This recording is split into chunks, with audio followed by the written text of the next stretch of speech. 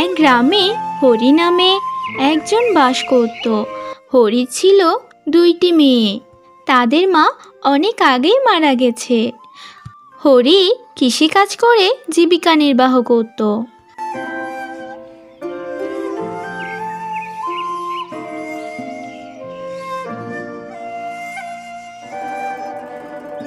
দিদি দিদি, ওই দেখো বাবা। বাবা বাবা, আমরা তোমার জন্য খাবার নিয়ে এসেছি। এই, তোরা ওইখানে থাক, আমি তোদের কাছে আসছি। এই, তোরা এত কষ্ট করে এখানে আসতে গেলি কেন? আমি না হয় বাড়িতে চলে যেতাম। বাবা, দুপুর গড়িয়ে বিকাল হয়ে গেল, তোমার এখনো খিদা পায়নি। সে কোন সকালে খাবার খেয়েছ, তাই তো তোমার জন্য খাবার নিয়ে এসেছি।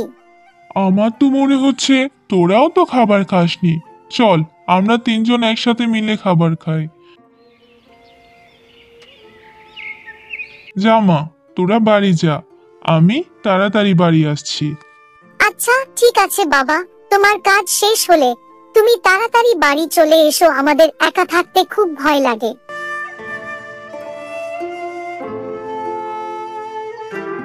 হরি ভাই, আমার মনে হচ্ছে তোমার এবার একটা বিয়ে করা উচিত।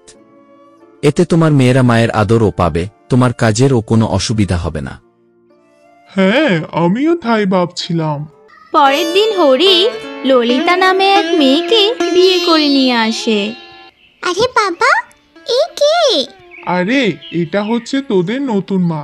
আজ থেকে একে মা বলে ডাকবি। বাবা, এই ছোট্ট ছেলেটা কে? এটা তো তোদের নতুন ভাই। আজকে থেকে তোরা 3 ভাই বোন। সুমন, যাও তোমার আপুদের সাথে খেলা করো। হরির দুই মেয়ে তাদের নতুন মা ও ভাইকে পেয়ে অনেক খুশি হয়ে যায়। ললিতা প্রতিদিন হরির ছোট মেয়েকে ভাত খাইয়ে দিত।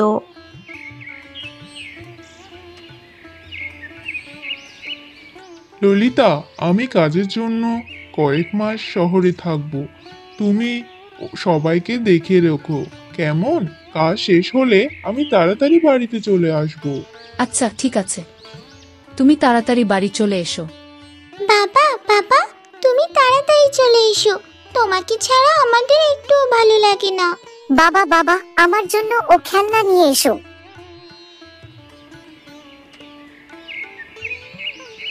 পরের দিন ললিতা তার ছেলে মেয়েদের নিয়ে স্কুলে যায়। বাড়ি থেকে আসার পথে ললিতার সাথে তার দিদা একটা দেখা হয়ে যায়। আরে, এটা কে?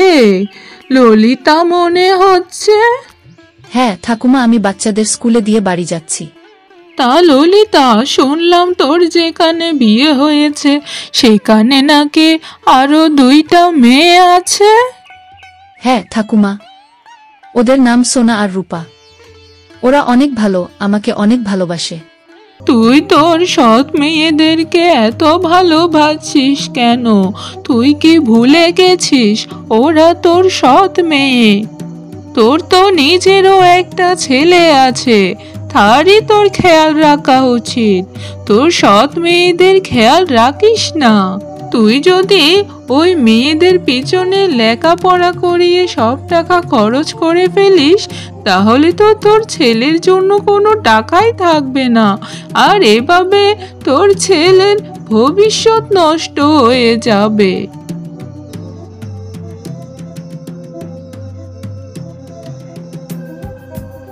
সত্যি তো, আমি আমার নিজের ছেলেকে রেখে সৎ মেয়েদের অনেক খেয়াল রেখেছি। আজ থেকে আমি আর ওদের আদর করব না।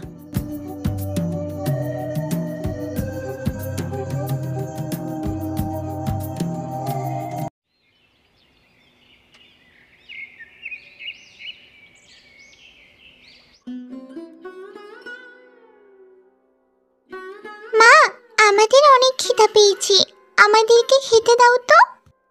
এমন ভাবে বলছিস যেন আমি তোদের নিজের মা। যা ঘরের থালা বাসনগুলো মেজে নিয়ে আয়, তারপর খাবার পাবি। দিদি, মা আমার সাথে এভাবে কথা বললো কেন?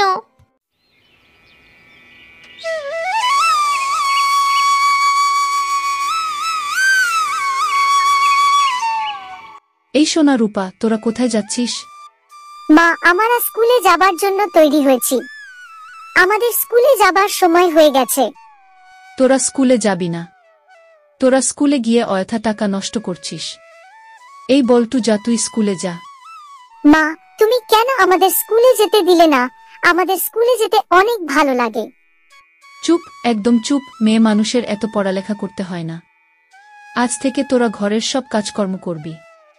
যা, এখন ঘরের কাজগুলো কর।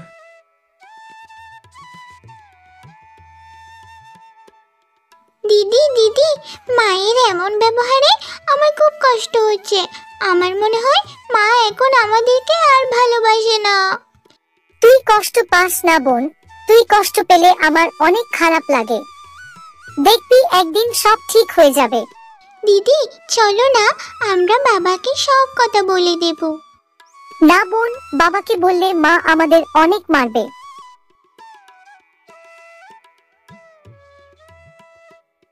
একদিন ললিতার ছেলে সুমন খাটের উপর বসে খেলা করছিল, আর হরির মেয়ে সুমি তার পাশেই বসেছিল। হঠাৎ সুমন খেলতে খেলতে খাট থেকে নিচে পড়ে যায় আর চিৎকার করতে থাকে। মা মা, আমি খাট থেকে পড়ে গিয়েছি, আহ আহ। সুমনের চিৎকার শুনে ললিতা তাড়াতাড়ি ঘরে আসে। আহারে, আমার ছেলেটা মাটিতে কিভাবে পড়ে গেল? মা, ভাই খেলতে খেলতে একাই পড়ে গিয়েছে মা।